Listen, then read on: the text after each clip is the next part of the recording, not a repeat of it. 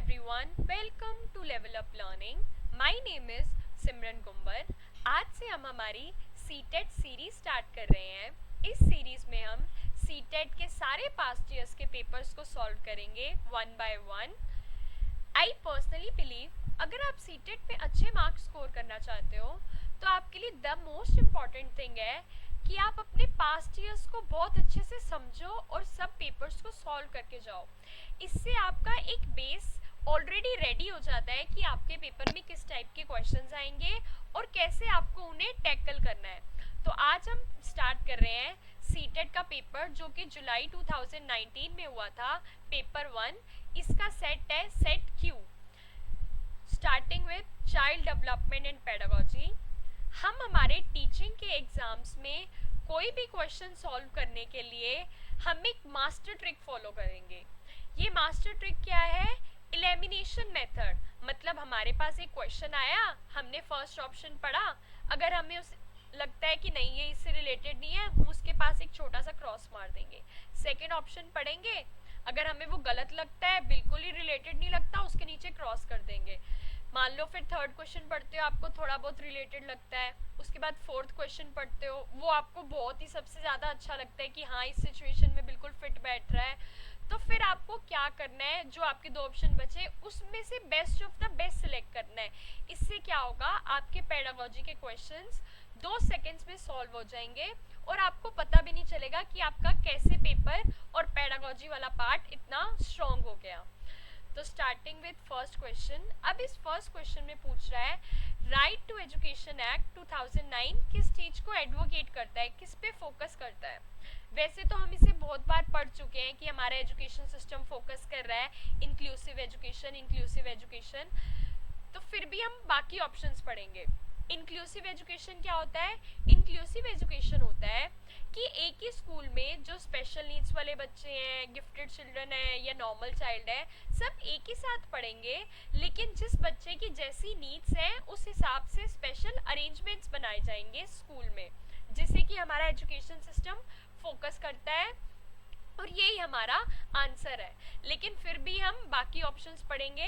Second, segregation कि मतलब gifted students को अलग पढ़ा रहे हैं, स्पेशल नीड वालों को अलग पढ़ा रहे हैं. नहीं, हम ऐसे नहीं करेंगे, हम किसी के बीच में डिस्क्रिमिनेशन नहीं करेंगे. मेन स्ट्रीमिंग हम इसलिए नहीं करेंगे कि मान लो आपने किसी स्पेशल चाइल्ड को नॉर्मल स्कूल में, मेन स्ट्रीमिंग का मतलब होता है कि आपने किसी स्पेशल चाइल्ड को नॉर्मल स्कूल में डाल दिया. अब आपने किसी नॉर्मल स्कूल में डाल तो दिया स्पेशल चाइल्ड को, लेकिन वो तो कोप अप ही नहीं कर पाएगा, उसके लिए तो प्रॉब्लम हो जाएगी, इसलिए हम इसे फॉलो नहीं करेंगे. इंटीग्रेटेड एजुकेशन में भी यही आता है कि हम सबको एक साथ पढ़ाएंगे, लेकिन इसमें उतने प्रॉपर अरेंजमेंट्स नहीं होंगे जितने कि इंक्लूसिव एजुकेशन में होंगे. तो हमारा इसका आंसर है inclusive education. Question 2. Dash is the philosophy that all children have right to get equal education in a regular school system. अब ये वही बात आ गई कि हमारा क्या फिलॉसफी है जो कहती है हर बच्चे को इक्वल एजुकेशन मिले नॉर्मल स्कूल सिस्टम में. अभी हमने ये पढ़ा ना, ये इंक्लूसिव एजुकेशन की डिमांड है. इंक्लूसिव एजुकेशन इस पर फोकस करता है, तो ये हमारी आ जाएगी इंक्लूजन इज द फिलॉसफी कि हम बच्चों को नॉर्मल स्कूल में सबको एक साथ पढ़ाएं, लेकिन जिस बच्चे की जैसी नीड है उसके लिए स्पेशल अरेंजमेंट्स बनाए जाए. A teacher should. अब टीचर को क्या करना चाहिए? Promote students belonging to certain cultures. नहीं, ये थोड़ी है कि हमें सिर्फ हिंदुज्म प्रमोट करना है या सिखिज्म प्रमोट करना है. हमें सब कल्चर्स को एक साथ लेकर चलना है ना, तो ये आंसर नहीं होगा. Ignore cultural differences and diversity among students. नहीं, ऐसे भी नहीं होगा, क्योंकि हमें डाइवर्सिटी को तो लेकर चलना है ना कि बच्चे अलग अलग एग्जाम्पल्स को एज ए एग्जाम्पल यूज हो पाए. Communicate that she respects and values all cultures in the classroom. हाँ, अब इस टीचर को ऐसी चीज़ें करनी है, ऐसी सिचुएशंस क्रिएट करनी है कि बच्चों को लगे कि हाँ हमारी टीचर सब कल्चर्स को वैल्यू करती है, सब कल्चर की रिस्पेक्ट करती है, ताकि कोई भी बच्चा अपने कल्चर को लेकर डीमोटिवेट ना हो. उसके बाद हम देखते हैं fourth option, maximize comparisons among students. नहीं, हमें कभी भी स्टूडेंट्स के बीच में कंपैरिजन तो करना ही नहीं है, तो इसलिए हमारा थर्ड आंसर बिल्कुल सही है, communicate that she respects and values all culture in the classroom. Children learn effectively when, बच्चे कब इफेक्टिवली लर्न करते हैं? When they memorize the facts, मतलब बस लर्न कर लिया 15 अगस्त को ये है, 26 जनवरी को ये है, तो ये इफेक्टिवली लर्निंग हो रही है? नहीं। They copy answers written by the teacher on the blackboard? No, ऐसे नहीं होगा कि बच्चे ब्लैक बोर्ड से पढ़ रहे हैं कि यहाँ पर ये आया वहां पर वो आया, तो भी हमारा पर्पस सोल्व नहीं होगा। They actively participate in different activities and task? Yes, जैसे कि हमारे पियाजे ने कहा, कंस्ट्रक्टिविज्म पर फोकस करा कि बच्चे जब एक्टिवली पार्टिसिपेट करेंगे एक्टिविटीज में और टास्क में तभी वो अच्छे से सीखेंगे, इसलिए हमारा आंसर ये है, they actively participate in different activities and task. फिर भी हम फोर्थ क्वेश्चन ऑप्शन पढ़ेंगे, the teacher fully controls everything that happens in the class? नहीं, ये तो टीचर सेंटर्ड हो जाएगी क्लास की, बस टीचर ही टीचर बता रही है ये करो वो करो, इसमें बच्चों की लर्निंग इफेक्टिवली थोड़ी होगी। बच्चों की लर्निंग तो तब इफेक्टिवली होगी जब वो एक्टिवली पार्टिसिपेट करेंगे एक्टिविटीज में। Fifth, children should dash questions in the class, be discourage to ask, मतलब बच्चों को हमें डिस्करेज करना है कि वो क्वेश्चन ना पूछे? नहीं। नॉट बी अलाउड, नहीं कि हमें उन्हें अलाउ ही नहीं करना, wrong. Be stopped from asking, wrong. Be encourage to ask, yes, हमें बच्चों को इनकरेज करना है कि वो ज्यादा से ज्यादा क्वेश्चंस पूछें ताकि उनकी लर्निंग बेटर हो। Next question, which of the following is not a key through which meaningful learning occurs? अब ऐसे क्वेश्चंस जब हमारे पास आते हैं तो सबसे पहले हमारे पास ये जो नोट लिखा होता है हमें इसे हाईलाइट कर लेना चाहिए, वरना हमें कंफ्यूजन हो जाती है कि हमें क्या इसमें सेलेक्ट करना है क्या नहीं। तो अब क्या मीनिंगफुल लर्निंग में हेल्प नहीं करता, अब बच्चे रिपीटिशन और प्रैक्टिस करेंगे तो इसमें तो उनकी लर्निंग होगी मीनिंगफुल। इंस्ट्रक्शन और डायरेक्शन, अब तुम आप उसको इंस्ट्रक्ट कर रहे हो, डायरेक्शंस दे रहे हो, इसमें भी बच्चे की मीनिंगफुल लर्निंग होगी। एक्सप्लोरेशन एंड इंटरेक्शन, बच्चा एक्सप्लोर कर रहा है चीज़ों को, टीचर के साथ इंटरेक्ट कर रहा है, बच्चों के साथ इंटरेक्ट कर रहा है, इसमें भी उसकी लर्निंग बेटर होगी। मेमोराइजेशन एंड रिकॉल, नहीं, इसमें उसकी लर्निंग मीनिंगफुल नहीं होगी, बस उसने रट्टे मार लिए कि इसमें ये आएगा इसमें ये आएगा, लर्निंग उसकी मीनिंगफुल यहाँ पर नहीं हो रही, वो बस रिकॉल और रट्टे मार रहा है। नेक्स्ट क्वेश्चन 7 कि अब हमें इनके करेक्ट पेयर्स के साथ मैच करना है। अब गिफ्टेड चिल्ड्रन के अंदर क्या क्वालिटी होती है? रीडिंग, लैक्स रीडिंग फ्लुएंसी, नहीं। Can think of original solutions, tendency to distract, ability to learn quickly, yes. अब क्या होती है गिफ्टेड चिल्ड्रन के अंदर होती है ability to learn quickly and independently, क्योंकि गिफ्टेड चिल्ड्रंस का जो आईक्यू होता है वो बहुत ज़्यादा होता है, इसलिए वो काफ़ी जल्दी लर्न कर लेते हैं। लर्निंग डिसेबल्ड के अंदर अब क्या आ जाता है? लैक्स रीडिंग फ्लुएंसी, मतलब उनको रीडिंग में प्रॉब्लम आती है। क्रिएटिव, हमें पता है क्रिएटिविटी कहाँ से हमारी अटैच होती है? ओरिजिनल सॉल्यूशन से। उसके बाद ये हमारी एक डिसीज जो आती है learning disability, attention deficit hyper activity disorder, जिसे हम ADHD कहते हैं। इसमें क्या होता है बच्चा बहुत जल्दी डिस्ट्रैक्ट हो जाता है, तो ये C। तो इससे हमारे करेक्ट ऑप्शंस होंगे 1 का D, ये रहा, 2 का A, 3 का B, 4th का C। तो हमारा ये फर्स्ट राइट आंसर है। उसके बाद क्वेश्चन नंबर 8, चिल्ड्रंस एरर, बच्चे जो गलतियां करते हैं, should be immediately corrected by asking them to do repeated practice, कि मतलब बच्चे की गलती करी और आप उसको उसी टाइम ठीक कर रहे हो बार बार प्रैक्टिस करवा के? नहीं, इससे क्या होगा बच्चे की एक्टिव कंस्ट्रक्शन ऑफ नॉलेज नहीं होगी, बस वो रटी रटाई चीजें आप गलतियां निकाल रहे हो वो ठीक कर रहा है, उसकी खुद का दिमाग यहाँ पर वर्क नहीं कर रहा। Are a part of learning and give an insight into their thinking, yes, ये बिल्कुल सही है।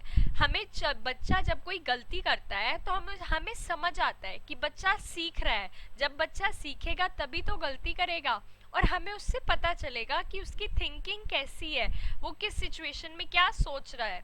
तो हमारा ये करेक्ट ऑप्शन है। फिर भी हम बाकी ऑप्शंस पढ़ेंगे।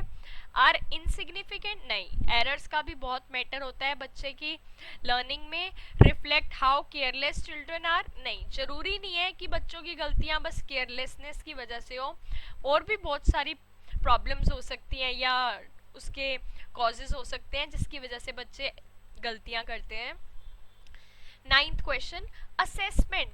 अब असेसमेंट क्या है? Should be a part of teaching learning process. Yes, जैसे कि हमारा सिस्टम जो होता है, हमारा system FA formative assessment focus करता है कि जैसे जैसे आप बच्चे को एक्टिविटीज करवा रहे हो, टेस्ट दे रहे हो, उसका असेसमेंट आप उसके साथ साथ ही करते रहो। इससे क्या होगा, ऑन द स्पॉट उस समझ पाओगे कि बच्चे की गलतियां कैसी है और उसको प्रॉपरली फीडबैक दे पाओगे और उसके बेसिस पे रेमिडियल टीचिंग भी प्रोवाइड कर पाओगे।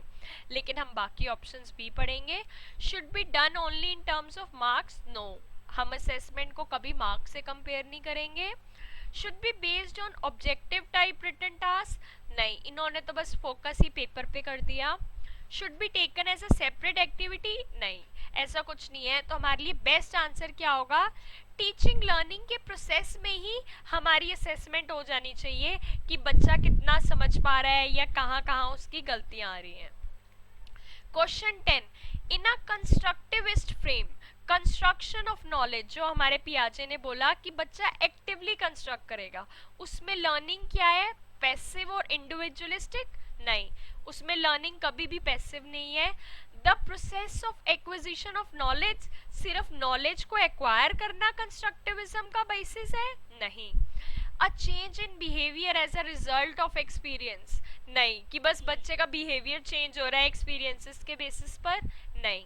Active and social in its character, yes, constructivism का मतलब ही है एक्टिव कंस्ट्रक्शन ऑफ नॉलेज, कि बच्चा सोसाइटी में एक दूसरे के साथ खेल कूद के बड़ा हो रहा है, चीजें समझ रहा है। तो इसका आंसर है 4th। 11th question, when teachers have positive belief about students and their abilities, the students, अब हम एज अ टीचर्स अगर हमारे पास एक पॉजिटिव बिलीफ होंगे अपने बच्चों को लेकर, उनकी एबिलिटीज को लेकर, तो इससे क्या होगा, students become relax and stop putting efforts, नहीं। बिकम डीमोटिवेटेड एंड स्ट्रेस्ड, नहीं। अब ऐसे थोड़ी होगा कि आपने कहा कि हाँ very good student, you are very good, you are intelligent, you can do that, तो बच्चा डीमोटिवेट हो जाएगा या रिलैक्स हो जाएगा, पढ़ेगा ही नहीं, नहीं। आर नॉट इफेक्टेड एनीवे, नहीं। Are eager and motivated to learn, yes. अब अगर आपने बच्चे को बोल दिया कि हाँ very good, keep it up, आप कर सकते हो, आप इंटेलिजेंट हो, तो इससे क्या होगा, बच्चा मोटिवेट हो जाएगा, उसको और जल्दी जल्दी ईगरनेस आएगी कि मैं और पढूं, और ज्यादा मार्क्स स्कोर करूं। इससे क्या होगा, जो टीचर का जो पॉजिटिव बिलीफ है बच्चे के अंदर, वो बच्चे के अंदर मोटिवेशन प्रोवाइड करेगा। Question number 12, a teacher can encourage children to become active problem solvers by, टीचर कैसे हेल्प कर सकती है बच्चों को कि वो एक्टिव प्रॉब्लम सॉल्वर्स बने, giving them plenty of opportunities to answer similar kind of questions. अब यहाँ पे हम प्लेंटी ऑफ अपॉर्चुनिटीज तो दे रहे हैं, लेकिन सिमिलर काइंड ऑफ क्वेश्चन मतलब what is your name, what is your name, यही पूछते रहेंगे तो कहाँ से बच्चे की एक्टिव कंस्ट्रक्शन ऑफ नॉलेज होगी, वो तो बस एक ही चीज रट ली और उसे आंसर करता रहेगा। एम्फेसिस ऑन रोट मेमोराइजेशन, नहीं, 15 अगस्त को हम ये बनाते हैं, 26 जनवरी को ये बनाते हैं, एक्टिव लर्निंग थोड़ी होगी कोई। encouraging children to make initiative guesses and to look at multiple solution to the problem, yes, बिल्कुल सही। बच्चे को क्या करेंगे कि गेस करो इस सिचुएशन में क्या हो सकता है क्या नहीं, और सिचुएशंस के बारे में सोचो कि और क्या हो सकता है इसका आंसर, और सोचो। हमारी होती है ना डाइवर्जेंट थिंकिंग, एक ही चीज के बहुत सारे सॉल्यूशंस, तो जब बच्चा बहुत सारे सॉल्यूशंस पे फोकस करेगा तो उसकी जो प्रॉब्लम सॉल्विंग एबिलिटी होगी वो बेटर होगी। फिर भी हम 4th ऑप्शन पढ़ेंगे, writing step by step solution from all questions in the text book, नहीं, ये तो वही रटी रटाई वाली चीजें हो जाएंगी। रटी रटाई चीजों पर तो हमें कभी फोकस ही नहीं करना ना, हमें फोकस करना है एक्टिव पार्टिसिपेशन पर। Question 13, use of methods where learners own initiative and efforts are involved. Deductive method नहीं, ये तो वही हमारा जो मेथड होता है रूल से हम एग्जाम्पल्स पे जाते हैं. Learner centred method, yes. अब जहां पर बच्चा खुद इनिशिएट ले रहा है, खुद एफर्ट्स डाल रहा है, तो वो कौन सा मेथड होगा? लर्नर सेंटर्ड होगा ना. वो अपने हिसाब से सारी चीजें बता रहा है, कर रहा है. ट्रेडिशनल मेथड नहीं, वो तो चॉक एंड टॉक वाला मेथड होता है. इंटरपर्सनल इंटेलिजेंस नहीं, यहाँ पर तो मेथड की बात हुई है. तो यहाँ पर करेक्ट आंसर होगा लर्नर सेंटर्ड मेथड, क्योंकि चिल्ड्रन के यहाँ पर ओन इनिशिएटिव और एफर्ट्स हैं, वो खुद एफर्ट्स कर रहे हैं कुछ सीखने के लिए. अब यहाँ पर इस सिचुएशन में कौन सा प्रिंसिपल हाईलाइट हो रहा है? Student who do not perform well feel that they are not good enough and demotivated. They are likely to give up easily without trying or persisting in doing task.